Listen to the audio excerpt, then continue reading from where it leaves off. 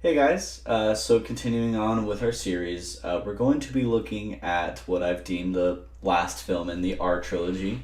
And this one is an extremely important film, not just for this director, Akira Kurosawa, but for foreign films in general. It's often considered the movie that introduced foreign films to the West, or at least made them more accessible and more accepted in general.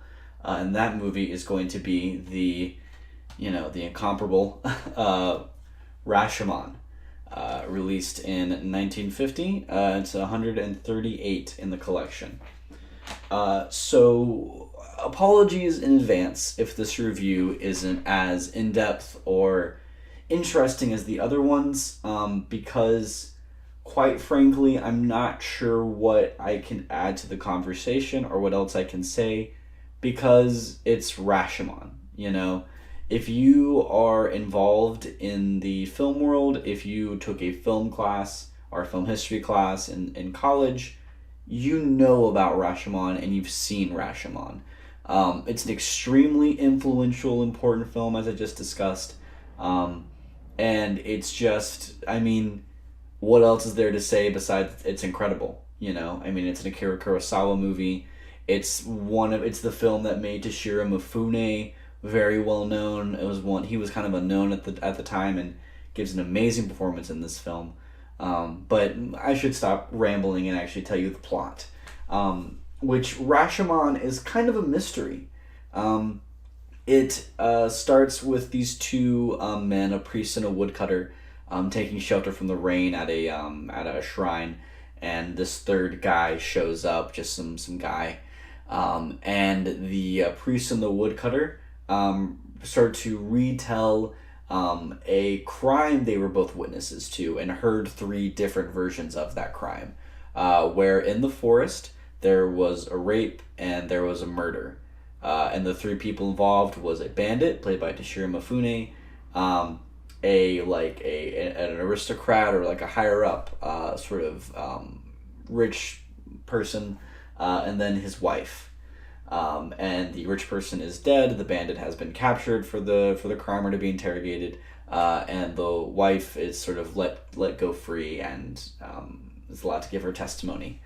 And so, what Kurosawa does is he shows us every different variation of the story from every different perspective. So we're not just getting the bandit's version of the story; we're getting the wife's version of the story, the aristocrat's version of the story, the woodcutter's version, the priest's version. Anyone who was there has their own version of what happened, and sort of the inciting interest in the film is figuring out, well, who's right? What did happen in the woods that fateful day? And what Kurosawa does so well, and what makes Rashomon so eternally engaging and interesting, even over 50 years later, at this point, 70 years later, is how it is able to, like, the way that it presents different realities and therefore makes these three different stories totally engaging and different, where everybody has a different take on what happened, or they have their own reasons to tell the story in a different way. So, for example, when the bandit tells his version of the story, he comes in as this very heroic, suave, manly man that comes in and takes the wife, seduces her, and then decides, all right, I'm gonna kill the aristocrat. He's very manly in his story. But then when the aristocrat tells his version, because he is a medium, comes in to sort of call on his spirit, and she uses his voice and his words to retell what happened to him, he tells it very differently. Where the bandit is, the bandit is more cowardly, more childish, more of a weakling, someone who is, kind of laughed at and does things out of impulse and stupidity rather than any planning or tactics.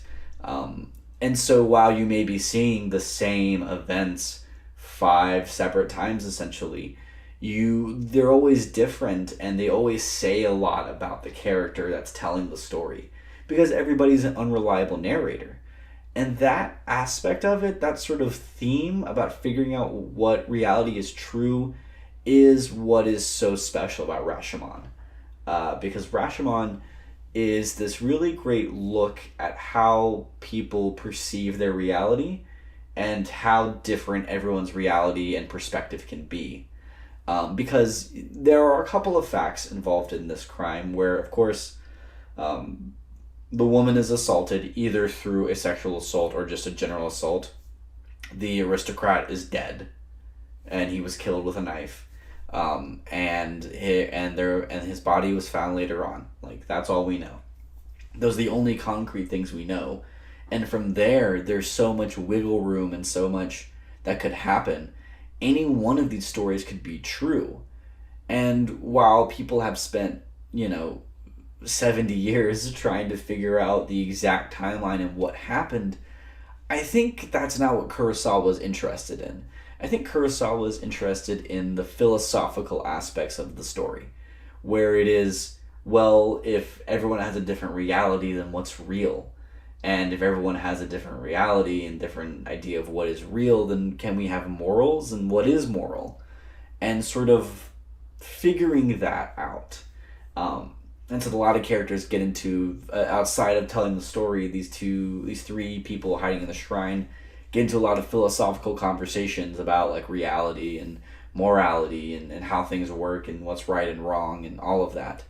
And so it's sort of a film that is a conversation starter, but is an engaging story and a whole movie on its own with a complete story, a satisfying ending, all of that. And while the ending doesn't necessarily bring answers, it does bring closure. And I mean, of course, Akira Kurosawa movie, cinematography is gorgeous, the editing is amazing, the performances are incredible, Mifune is great, everybody just, blasting on all cylinders. It's, there's not a lot I can say about Rashomon. It's just incredible. But this viewing experience for me was different than normal, because I watched this movie since I've seen it so many times. It's been talked about so much. I decided to watch it with the commentary track, which is given. The commentary is given by Donald Ritchie, who is a Japanese film historian, and his take on the movie and his perspective on it is absolutely fascinating. And one of my favorite moments is one of the sword fights in the film, which is sort of a goofy, almost like hyper realistic sword fight where it shows how sword fights aren't beautiful, they aren't graceful, they aren't cool, they're kind of stupid, they're goofy looking, there's a lot of flailing and cowardice there, and so they're showing this fight. And what Richie talks about is how Kurosawa did not like the traditional samurai films of the time, which were very popular. And so what he does is he takes these genre tropes of the time, like familiar shots, setups, actions, and makes them goofy and makes them laughable.